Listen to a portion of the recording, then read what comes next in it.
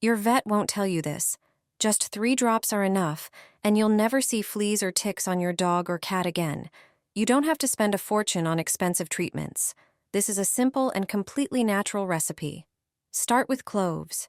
Few people know they contain eugenol, a natural oil that's one of the strongest repellents against fleas and other parasites. Grind them into a fine powder to release their full aromatic power. Pour about 200 milliliters of water into a small pot. Add the ground cloves and bring to a boil. When the mixture starts bubbling, add the next key ingredient, lavender. It's been known for centuries to repel moths and mosquitoes, and fleas react to it especially strongly.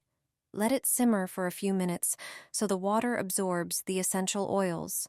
You'll immediately notice the rich, pleasant aroma.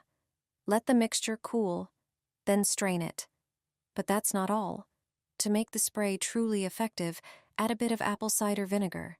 It naturally acidifies the skin's surface and creates an environment that parasites can't tolerate. Pour the liquid into a spray bottle, and you're done. Spray your pet's fur, avoiding the face area.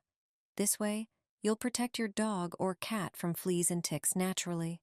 You can even use the spray on your own skin to keep ticks away.